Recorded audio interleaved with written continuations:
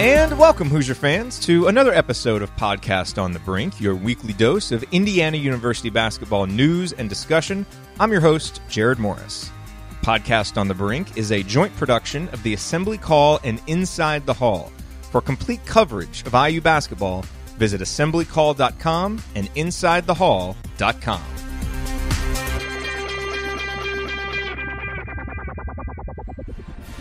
Tickets for IU basketball are available online at iuhoosiers.com or by calling 866-IU-SPORTS. The three remaining winter break games are December the 18th against Fort Wayne, December 21st against Tennessee Tech, and December 28th against Youngstown State. IU basketball tickets make for great holiday gifts. Be sure to visit us online at iuhoosiers.com or get your tickets by calling 866-IU-SPORTS. Go IU! On this week's edition of Podcast on the Brink, Alex Bozich and I are joined by one of our favorite recurring guests, Mike DeCourcy from the Sporting News and the Big Ten Network, to discuss his early impressions of Indiana basketball under Archie Miller, what he has seen from the Hoosiers so far, what he thinks of their chances to get things turned around come Big Ten play. And we also talk with him about the Big Ten at large and how he sees the Big Ten race shaping up. And prior to that, Alex and I chat for just a little bit to provide some thoughts on the Louisville game and look ahead to this weekend's very important game against Notre Dame in the Crossroads Classic. All of that on this week's edition of Podcast on the Brink. Like most sports fans, you've probably found that buying tickets to sports and concerts too can be a complicated process.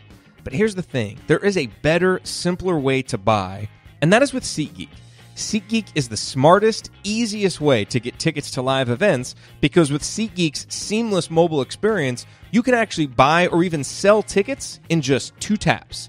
SeatGeek helps you find the best seats at the best prices, fully guaranteed. And there is nothing quite like seeing your favorite team or musician in person, and SeatGeek will help you get closer to the action for a great value. In fact, SeatGeek helped me get closer to the action last season when I saw Yogi play here in Dallas. I'll probably go see him again this year. And same thing for my wife this offseason. I got her concert tickets as a gift, and she really enjoyed it. And we did it all with SeatGeek because SeatGeek is designed to make the ticket buying experience easier than ever. They save you time and money by searching multiple ticket sites to compare prices and find you amazing deals. Now, here is what you should do next, because best of all, Podcast on the Brink listeners actually get $20 off of your first SeatGeek purchase. So there's that little bonus. All you have to do is download the SeatGeek app and enter the promo code BRINK today. That's promo code BRINK, B-R-I-N-K, for $20 off your first SeatGeek purchase.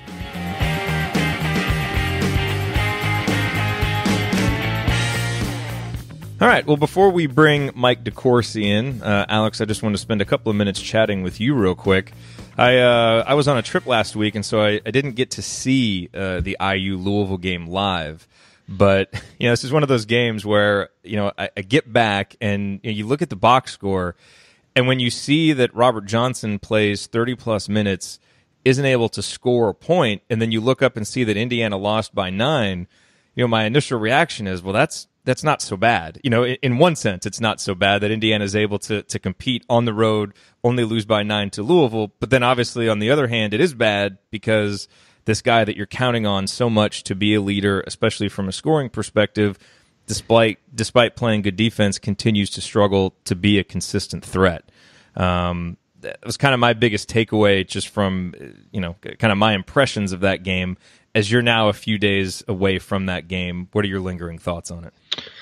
Yeah, obviously, when you look at the box score, Robert Johnson is the thing that really stands out. I thought there were some other things in the game where Indiana missed opportunities, particularly early in the game when they had that 10-point lead, and then they let Louisville. Don't want to say let Louisville, but they kind of maybe relaxed there for a little bit, and Louisville was able to get back into the game.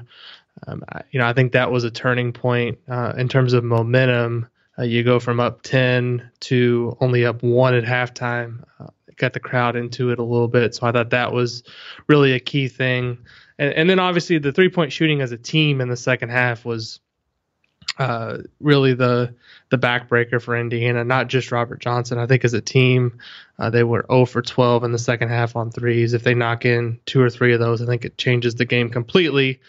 But you got to give Louisville credit. I thought for the most part, they did a pretty good job of challenging shooters. They're long, they're athletic, and what appears a lot of times in the moment to be an open shot can quickly become a contested shot, just because of the length of some of the guys that they have on the court. And I think one thing that Indiana fans need to kind of remember when they watch a team like Louisville play defense is that's eventually what Indiana wants to be in terms of how they're going to guard the 3-point line.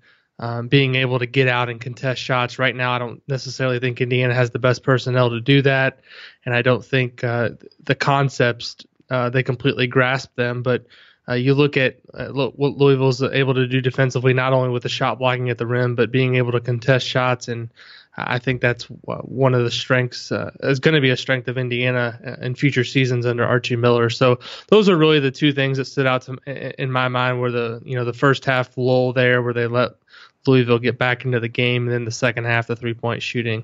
Robert Johnson, obviously, a lot's being asked of him, and I think there's a lot of different ways you can kind of dissect his performances this year, and I think overall, and this is something we've talked about, I don't know how many years exactly now we've been doing the podcast, but at least back to 2014, I think Jerod and Robert, I think, has been asked every season to do a little bit something different. His first 2 years, he was more of, the third option to James Blackman Jr. and Yogi Ferrell. Then last season, he was, the second option to James Blackman Jr. Now he's being asked in his fourth season not only to adjust to a new coaching staff, to a new style, but to a new role. And it's just something different than what he's been asked to do previously. I think he's a much better shooter than he's shown so far, but obviously he's going through some struggles with that. And, the criticism, I get fans are going to be frustrated, but I think of some of the things that people were tweeting to me after the game and saying in the comments sections, various places, just a little bit over the top based on, how good of a college player Robert's been for Indiana, has been a model citizen, has been a guy who, for the most part, you can rely on to play both ends hard every game.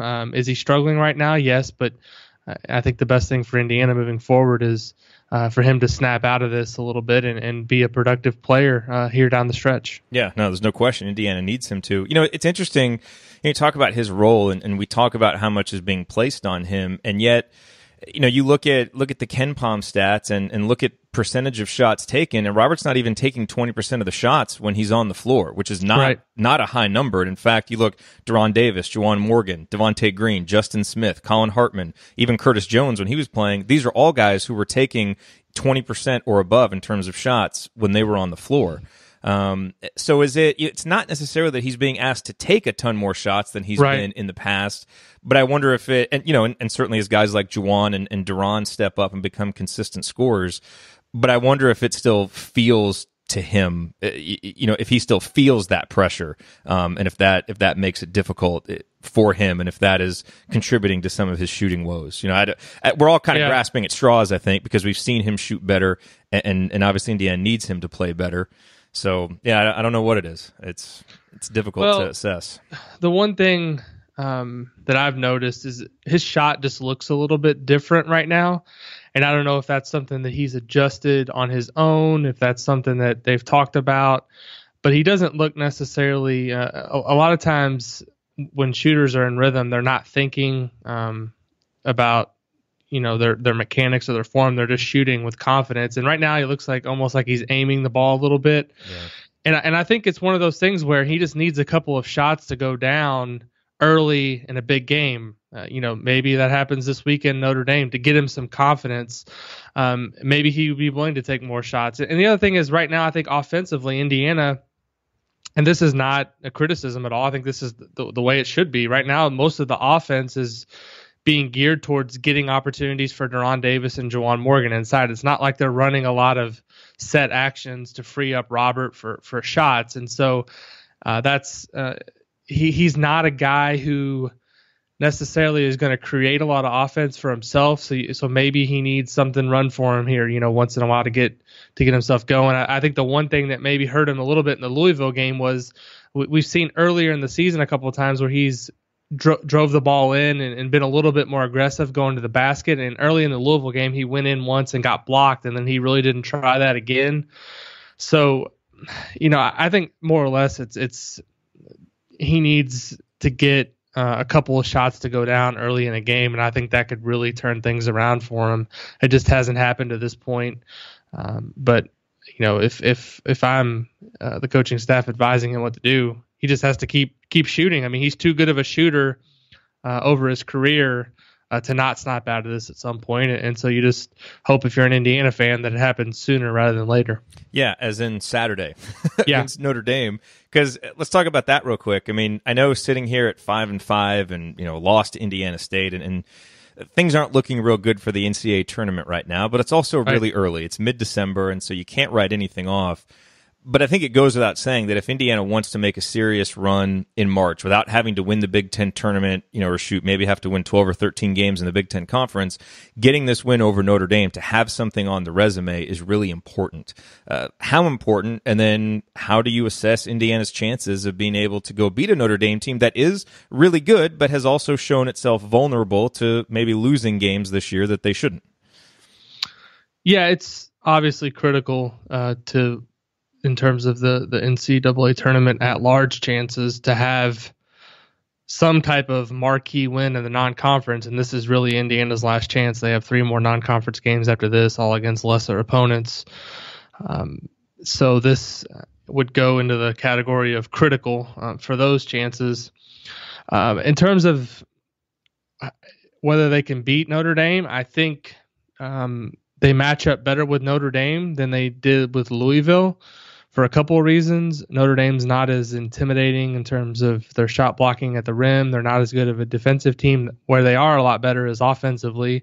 They've got one of the country's best players, obviously, in Bozich, who's just been it's been fascinating to watch his development, because I can remember seeing him at the Adidas Invitational as a rising senior in high school and thinking, this kid has a chance to be pretty good, but I never expected him to be at the level he is now. And obviously their point guard, Matt Farrell, is really good, and they've got some other guys, Rex Pfluger, who can shoot the 3.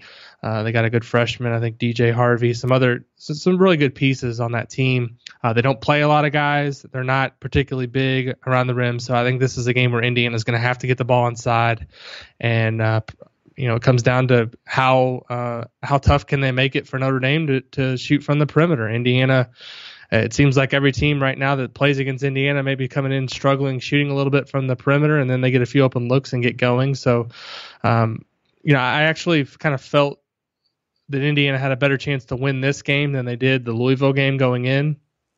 And so I think it'll be a tough test. I think it'll be a close game. I think it's going to come down to whether or not Indiana can establish an inside game, take care of the ball, and then not let any of you can't let Colson go off for something like 20 and 15. That's not going to be conducive to winning. But Indiana's historically played Notre Dame pretty tough in this event. I think they've won 2 of 3 that they've played Notre Dame so far in this event, so they've been pretty good. It should be a really good crowd, always is at Bankers Life Fieldhouse, and it's a good test for Indiana. I mean, this stretch that they're playing right now, these 5 games, I think we talked before that if they went 2 and 3, that would be good for them. They're right now 1 and 3 in this over this 4 game stretch so far. It'll be 5 after Notre Dame, so. This is a critical one, but overall, I think it's one Indiana is capable of winning. Not sure I would predict that they're going to win, but definitely a game that I feel like they should be in and have a chance to win in the final 5 minutes. Well, it would certainly be a great early Christmas present for Hoosiers fans everywhere if Indiana could pull off the victory. And speaking of Christmas presents, and if you're looking to do some holiday shopping for the Hoosier in your life, then definitely check out our friends at HoosierProud.com. And you can check them out both if you want to get them Indiana University gear or just other Indiana-inspired, the state inspired gear. Hoosier Proud has a lot of really cool designs inspired by unique elements of the Hoosier State. And Hoosier Proud also has officially licensed IU gear. And so if you go to their website right now, you can get some really cool short-sleeve T-shirts and long-sleeve T-shirts with the script Indiana on it. They have a really neat IU logo baseball tee. They've got a T-shirt to support the soccer team. They've, of course, got the A.J. Moye T-shirts that we have told you about over the last couple of weeks. All of that there at HoosierProud.com, along with officially licensed Inside the Hull gear. I don't know if it's technically officially licensed, but it sounds official to say that, right, Alex? Yeah. We got the stamp of approval. Exactly. So you can go get your Inside the Hull T-shirt, any of that for yourself or for the Hoosier who is on your Christmas list. Go to HoosierProud.com, and when you go and order, use the promo code BRINK, B-R-I-N-K, at checkout. And when you do that, you will get 15% off your entire order. So it's not just off of one shirt, it's off your entire order. Again, the promo code is BRINK, B-R-I-N-K, and the site is HoosierProud.com. All right, with that said, let's now bring in Mike DeCourcy and talk with him about Indiana and the Big Ten at large. All right, and we are excited to welcome one of our favorite recurring guests, Mike DeCourcy from the Sporting News and the Big Ten Network, here to this episode of Podcast on the Brink. Mike, welcome back. Good morning, gentlemen. How are you? Very good, very good. We'll obviously be much better on Saturday if Indiana can get a big win against Notre Dame, which has so far been elusive in the non-conference schedule. What have been your initial impressions of Indiana basketball under Archie Miller through 10 games this year? Yeah, I think the first impression is who exactly made the schedule? I mean, it was, this is a lot for just about anybody, and to undertake that in what is obviously a rebuilding year. You lost multiple top-end talents. You lost, you're under a new coach. So to have to go to Seton Hall and have to go to Louisville, to have, of all teams, Duke number one at the time in the ACC Big Ten Challenge, and then to top that off with the Crossroads, where there are no easy matchups. It really is a lot for them to handle. And, I think they've been really competitive in most of their games, the obvious exception being the Michigan road game and the opener against Indiana State. But they have not yielded in the other 8 games. They've either played really well or they've fought really hard. They just haven't been able to get wins that, honestly, teams in a lot better condition and a lot more ready for that challenge probably wouldn't get either. You mentioned the schedule. How much do you think the schedule will help once Indiana gets into the Big Ten? I mean, obviously it's hurting now in terms of racking up wins, but could it actually make this team better come late January and February when the heart of the Big Ten season gets here? I think that, honestly, I'm not a believer in that. I think I'm a believer in whatever works for you works, and it depends on how you respond to it and how you handle it. And does losing as often as they have break them down? It happens all the time. I mean, some teams get toughened by that, and some break down. And I think that Arch is the kind of coach where it would be more likely that they would get toughened by that. However, it does, it also shows, okay, this is where this team can be had to people who are watching the film in their scouting reports. And they can see what a good team can do to Indiana, and they can decide whether or not it's something they can duplicate. And if you were playing, maybe a slightly lighter schedule where you can build some confidence and build some ways to win, you might not get found out as quickly when you get into conference play. So there are two sides of that coin. I think what usually happens is whatever works for people, they claim it's the only way to go. And in the media, it's always the toughest games are the best games. Like people in the media say that if you're not playing, 12 incarnations of the 1973 Lakers, then you're going too soft. Don't listen to them. I mean, that's not how it works. Whatever you decide works for you, and I think Arch is going to have to decide in the future what he wants to do, because at Dayton you had to play tough non-conference schedules, as tough as you could get put together, because you wanted to get in the tournament if you didn't win the league, and you wanted to get at the best seed possible, because the Atlantic 10 couldn't be counted on to provide enough quality wins for you to feel comfortable. But in the Big Ten, it can. Even in this year, you can get enough quality wins. And this has not been a successful season in a non-conference for the Big Ten. But in most years, when the league is stronger, there are lots of quality wins out there. So you have to decide, what's the best mix for developing your team, for playing at home so your fans can see you, for playing good games at home so your fans can see good games.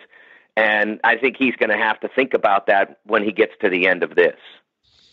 Mike, one of the interesting things that I think going forward with non-conference scheduling, just in general in college basketball, is, the Big Ten's going to a 20-game schedule. Obviously, the ACC is doing the same thing. Is that going to hurt the overall non-conference product in college basketball? Because I can see some schools doing things like getting rid of these marquee games, because everyone's going to schedule a certain amount of wins, like it or not. There's going to be at least 5 or 6 games that you're scheduling with the intent of, hey, we're going to win this game for sure. Some schools do more than that. If you look at like a team like Georgetown this year that's scheduled, I don't know what the record is now. I know they're unbeaten, but they haven't really played anybody. But is the increased number of conference games moving forward going to hurt the non-conference product in college basketball at large? To an extent, it will. I mean, first of all, you have to put that 20th game somewhere, and I think that the Big Ten showed everybody what you can do with it by playing those 5 or 6 consecutive days of league games that were really developed because of the early conference tournament, but that will probably show the way forward for a lot of leagues that do go to 20 games. That first weekend in December, more or less, is where you're going to have to put them, because you can't put them in the finals week, and you probably don't want to be playing league games around Christmas, so that's probably the best place to do it. So it will have an impact in that sense. I think that what those conference members at ACC and Big Ten have to decide is you're basically having to give up 2 games. Which 2 games do you give up? And, for me, the games that are most disposable, so to speak, are the non-conference games that are played off campus. The one-offs that you play in Brooklyn or the Garden or Miami or wherever. Those are the ones that I wonder about the future of. I don't see great utility in those games anyway. I watched Florida play Cincinnati on Saturday, and it's just, it's kind of semi-lifeless crowd. It's, there's not that, it's not full, it's not dynamic, it's not exciting. It's not what college basketball really should be at its best. College basketball at its best is 17,000 people at Assembly Hall trying to help Indiana beat Duke. I mean, that's right. College basketball at its best. And I think there's a great value in the non-conference neutral court tournaments, because you allow, first of all, you allow essentially 4 games for the price of 1 in terms of scheduling limitations. And as well, you allow teams from different leagues, whether it's, mid-major, high-major, fringe, like the A10, whoever it is, to get a chance to see how good they are, or how ready they are anyway, and to establish somewhat the value of their league. I think what's going to be interesting in the future when you limit the number of games is there will still be an importance on building the value of a win in your league. I mean, if you went out and played 7 bye games, if every team in the Big Ten did that, then there wouldn't be a lot of opportunity for the Big Ten to say, yeah, we're really good this year. I mean, because all they'd be playing is mid-majors, low majors, and each other, so to speak. So I think there still has to be some of those games you're talking about. And the ACC Big Ten Challenge helps, and the Gavitt games help. But you still have to play some people outside your league in order to establish your currency.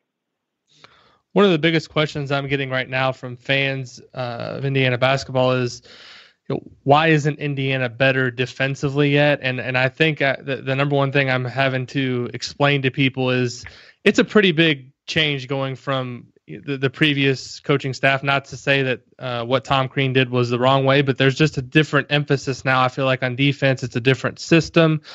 From your perspective, how big of an adjustment is it for these players to go from the previous style play to what Arch is trying to do with the pack line? It's just a totally different system in my eyes. Is it going to take time, and how big of an adjustment is it for these players? That's a big part of it, Alex. It really is. That's a significant part of it. The change of system, the pack line is different. You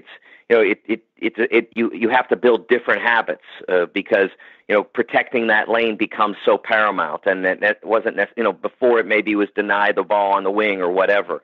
And so it does change how you play. But I mean, if you're wondering why isn't Indiana more connected defensively at this point, and first of all, the first thing I would argue was watch the Duke game because although they weren't perfect in that game and they weren't able to hold it off forever, I mean they competed ferociously in that game. That everybody in America. I mean, you guys admit it. You're sitting there thinking, is it going to be 20? Is it going to be 25? How bad is this going to be? And everybody's thinking that.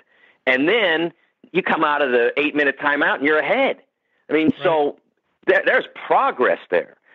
No one thought that was going to be the case.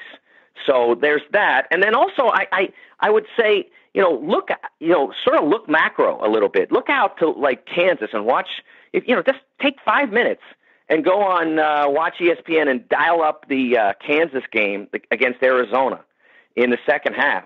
And watch Kansas guards, most of whom have been in the KU system for 3 to 4 years.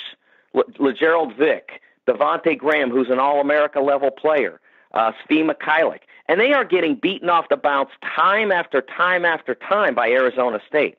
Now, a lot of that's to Arizona State's credit for being good, but how do you give up that many straight-line drives when you've been playing for 4 years? Right. So it's not just the system, but also the time of the year. You're not there yet. You had X number of months of practice, and you've had X number of games, but you're not there yet. So I would say that it would be somewhat disappointing, and I think Arch would agree with this, if Indiana were not better, say, on February 15th at defense than they are today just before Christmas. Mike, I want to ask you about a couple of individuals. Coming into the season, Juwan Morgan was a guy who was pretty under the radar, in part just because, he didn't play as much his freshman year until the end. He was hurt a lot last year, but a lot of us who had watched him play thought, if he can stay healthy, this is a guy who can play at an all Big Ten level. And we're starting to see that now as he's really kind of emerged as Indiana's go-to guy. What have been your impressions so far of Juwan's emergence in his junior season?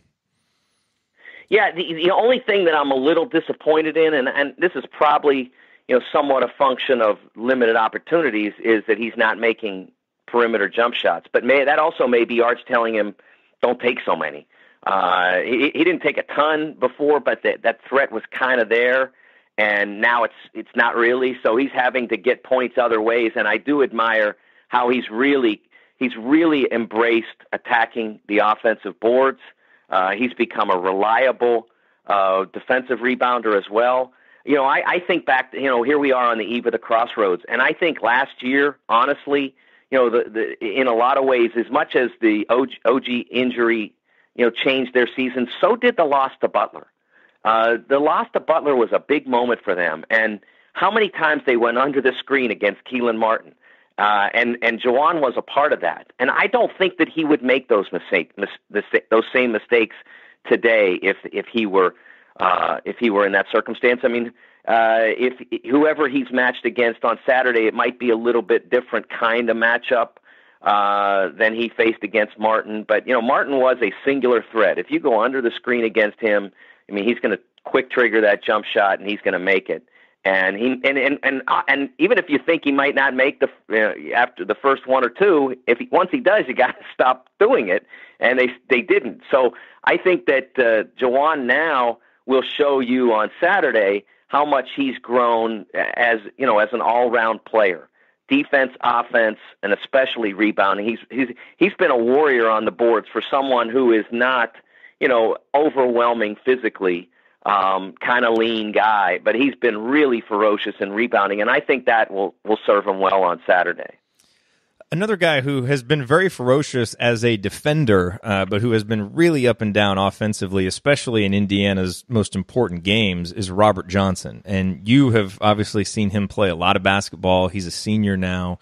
Your thoughts so far on how Robert is adjusting to the new system and what it might take to kind of get him going offensively after what's been such an up and down start for him?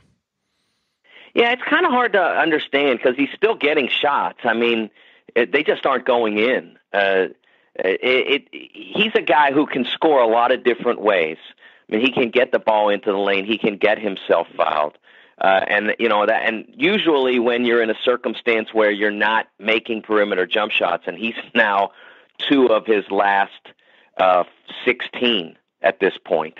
And that's all against high major defenses. He had a nice game against Eastern Michigan 5 games ago, and then since they've fully become they've become game after game after game high major D. He's not made shots. So what he needs to do is maybe build his confidence back by getting the ball into the lane, getting himself fouled, going to the line, seeing the ball go in the basket, and then the jump shot doesn't feel quite so heavy, because honestly, in most other areas of the game right now, he's been about as productive as he's ever been. I mean, his 2-pointers are going in. He's making his free throws when he does get them. Although I think he can get to the line more. He's still passing for assists from time to time, but he's not making the jump shot. That's what's not working right now. And so I think that at this point he has to get himself, within the structure of the team, he has to get himself to the line as often as he can, or to the rim and complete plays, and build the confidence back that way. Because right now that his jump shot does not get launched with great confidence. And when you start to waver on your confidence, the ball's not going to go in the basket. Mike, I wanted to ask about the Big Ten at large right now. It seems like every day on Twitter, as I follow scores and to look at the scoreboard each night, a different Big Ten team is in a close battle or losing to a non-conference game. Last night was Wisconsin barely edging out that win against Western Kentucky. But the league at large right now, besides Michigan State and Purdue, there's not a whole lot for the Big Ten to hang its hat on. What are you seeing out of the league as a whole right now, and what are the prospects for the Big Ten come Selection Sunday? Are we looking at maybe the lowest amount of bids that you can remember, or is there still time for the league to kind of get things on track? I think that it's really difficult at this point to sort of reassert what you are. I mean, there's only a couple more weeks before you get into league play, and a lot of the biggest games have been played. Saturday gives you an opportunity for the league to get to, in the Crossroads alone, it gives you the opportunity for the league to get 2 excellent victories. But it also is an opportunity for them to play well and lose 2 more. I mean, because you could play well in either or both of those games and still not win. So I think what we're seeing from the Big Ten is the middle of the league has really struggled with its depth. I mean, there's no one answer to why you're not getting more wins, but the core of it is that depth has plagued the teams that should be winning those games. When we came into the season, Northwestern, Minnesota, you looked, look, they got 4, 3, 5 starters back, whatever, they're going to be fine. And then what you find out is, but Eric Curry goes down, and now Minnesota has almost no bench, and they can't get through it. And Northwestern lost Sanjay Lumpkin. Well, that's okay because Aaron Falzone's going to be back. But he's back, but he's not back. I mean, he's not 100%. He's not making shots.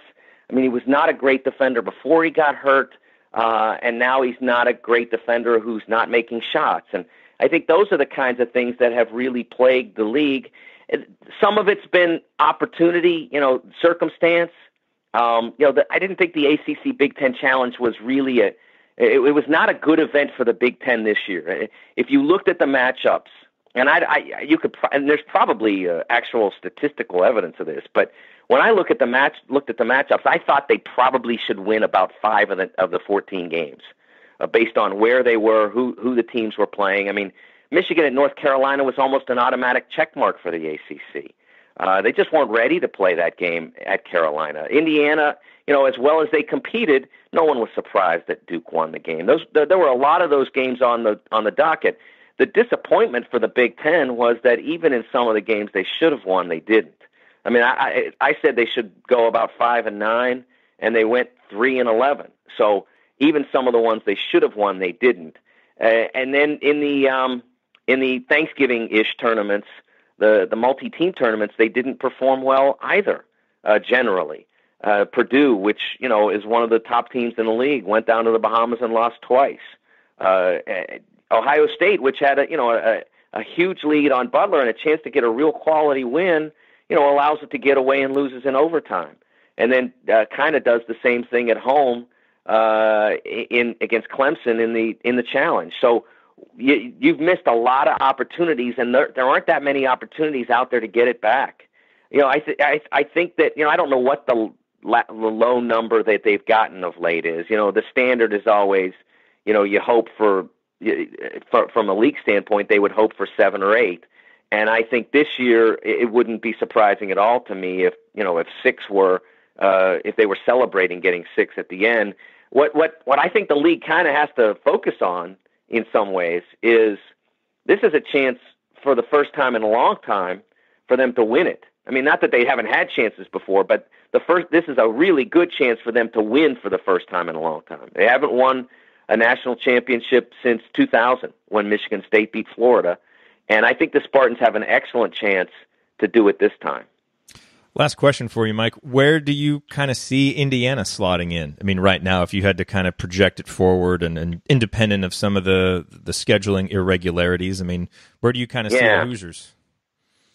I think the Hoosiers can look at it and say, hey, we're not perfect, but who is? I mean, we might have trouble beating Michigan State and or Purdue, but there's nobody else in the league that they walk onto the floor in a significant disadvantage. So I think that their focus should be on continuing to improve. The one thing that they do have that some of the others don't is depth. They may lack at a creative point guard, and they may lack a dynamic wing scorer, but they've got a lot of guys to throw at problems. And so if they continue to compete at the level that they did against Duke and that they did on the road against Louisville, then I think they can feel pretty confident that they can be in games. And they didn't put a very good effort out there in the Michigan road game. And they can't do that again because as I said, if they go to Michigan State and they don't show and they lose by 25, okay. But there aren't any other games that they should go on the road and say, we got no shot here. Because honestly, there's no one in the league that's really out of their reach. That's just the way, there are teams that have more and better components at this point, but there's nobody performing at a level that Indiana shouldn't feel when they get on the floor with them, regardless of venue, that they've got a shot. If you can play tight with Louisville, you can play tight with almost everybody in this league. Yeah. Reasons for optimism as we continue going through the season here. Thanks, Mike. As always, follow him on Twitter at TSN Mike. We always appreciate you coming on with us. Always a pleasure, guys. I really enjoyed talking to you. Thank you, Mike. Thank you for listening to this episode of Podcast on the Brink. We always appreciate you being here. To get more from me and from Alex, visit assemblycall.com and insidethehall.com for complete coverage of Indiana University basketball. If you liked this episode, please consider sharing it with a friend or family member who loves IU basketball as much as you do. You can also support the show by leaving a rating and review on iTunes, which helps us get the word out to more IU fans like yourself. We will be back next week with a new episode. Until then, as always, go Hoosiers.